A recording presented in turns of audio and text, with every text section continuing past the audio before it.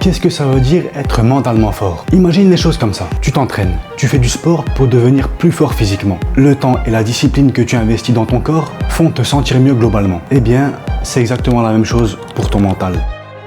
Quand ton mental est plus solide, tu te sens mieux émotionnellement. Tu gères mieux le stress, les périodes compliquées, les moments où tout te semble difficile. Tu fais face à la peur et au doute avec plus de recul. Parce que tu as cette force intérieure pour les affronter. Et toi, tu veux devenir mentalement plus fort? Alors laisse-moi te partager quelques clés simples. La première, c'est d'avoir une sorte de poubelle émotionnelle. C'est tout simple. Pose-toi cette question. Est-ce que tu es vraiment là où tu veux être dans ta vie? Est-ce que tu te sens parfois bloqué par des pensées négatives? Souvent, ce sont ces pensées qui nous empêchent d'avancer. Elles créent de l'angoisse, de la peur et finissent par nous user mentalement. C'est très difficile de devenir fort quand ton esprit est constamment négatif. Je m'explique. En fait, avoir une poubelle émotionnelle, ça veut dire apprendre à sortir ses pensées de sa tête. Ça peut être en écrivant, en parlant, en créant ou même en voyant un professionnel. L'idée, c'est de ne plus tout garder à l'intérieur. Concrètement, le cerveau n'est pas fait pour stocker en permanence les peurs, les doutes et les pensées négatives. Et quand tu les exprimes pas, ils tournent en boucle dans ta tête. Ils prennent de plus en plus de place et finissent par te fatiguer, sans même que tu t'en rendes compte des fois. Alors la poubelle émotionnelle, ce n'est pas ignorer les problèmes, c'est leur donner un endroit précis où exister, les évacuer au lieu de les accumuler.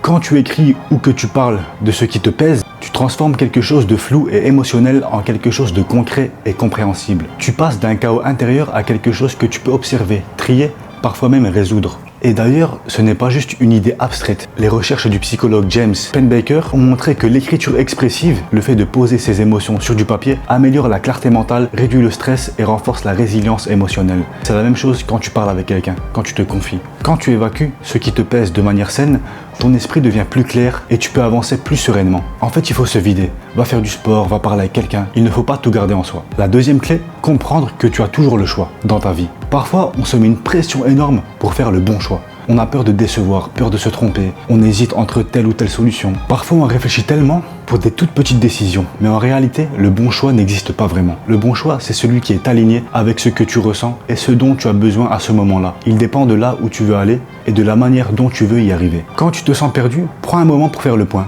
Note tes objectifs, ce que tu es prêt à laisser derrière toi et ce qui compte vraiment pour toi. Ça aide énormément à retrouver de la clarté mentale. Faire une pause. On cherche constamment à s'occuper sur le téléphone, à faire ceci, à faire cela. Prenons une pause et laissons le cerveau travailler par lui-même. Quand on est constamment occupé à faire quelque chose, on ne pense pas, on ne réfléchit pas aux choses qu'il faut. Troisième clé, faire les choses difficiles en premier. La vie devient parfois compliquée, lourde, et on a tous déjà fui quelque chose. C'est humain. Quand un problème te semble énorme, comme une montagne à gravir, l'envie de fuir est normale. Mais souvent, pour avancer, il faut accepter de traverser ces moments-là. Et là encore, la science est claire. Les travaux en psychologie sur le coping montrent que faire face aux difficultés, plutôt que de les éviter, réduit l'anxiété sur le long terme et augmente la solidité mentale. Si tu passes ton temps à éviter les problèmes, ton cerveau ne fait qu'y penser. Mais si tu y fais face, elle s'efface. L'évitement soulage sur le moment, mais affaiblit le mental avec le temps. Et surtout, tu n'es pas obligé de le faire seul. Entoure-toi, parle, trouve des personnes qui peuvent t'aider. La quatrième clé, bouger ton corps. Le sport n'est pas seulement bon pour le physique, il est essentiel pour le mental. Il t'apprend la discipline, la régularité,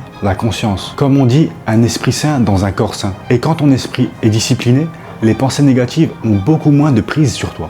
Le sport crée une routine, un cadre, et te permet aussi d'évacuer le stress et les émotions accumulées. Ça revient à notre première clé, qui était d'évacuer. Cinquième clé, apprendre à perdre avec dignité. L'échec fait mal, mais c'est souvent le meilleur professeur. Quand on échoue, le stress et la peur peuvent nous bloquer et nous empêcher d'apprendre. Prends le temps d'accepter ce que tu ressens. Demande-toi qu'est-ce que cette situation essaie de m'apprendre et comment je pourrais faire mieux la prochaine fois. Assumer ses erreurs, c'est ce qui permet vraiment d'avancer. Et aussi relativisons, est-ce que j'ai vraiment perdu quelque chose d'important? Quelque chose te blesse parce que tu l'as choisi, parce que dans tes représentations, tu as accordé trop d'importance à cette chose. Au lieu d'être défaitiste, soyons reconnaissants. C'est ce qui nous ramène à la sixième clé. Pratiquer la gratitude même quand c'est dur. Quand tout va mal, on a tendance à ne voir que le négatif. Et là encore, les études sont présentes. Le docteur Robert Emmons et Michael McCullough ont montré que pratiquer la gratitude améliore le bien-être, réduit les symptômes dépressifs et renforce la capacité à faire face aux difficultés.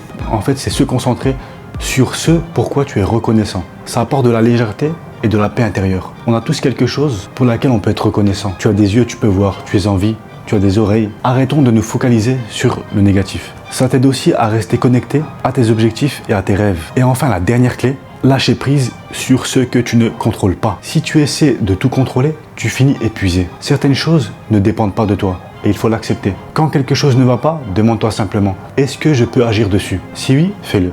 Sinon, apprends à lâcher prise. C'est du stoïcisme. C'est en acceptant ce que tu ne contrôles pas que tu retrouves de la clarté, du calme et de la force mentale. Cette dernière clé est pour moi la plus puissante. Elle permet de mettre en pratique toutes les clés précédentes. Si tu as regardé la vidéo jusqu'à la fin, merci d'avoir regardé. Reste connecté, abonne-toi, de nouvelles vidéos arrivent. Et toi, si tu as des conseils pour être plus fort mentalement, n'hésite pas à les mettre en commentaire. Et à bientôt.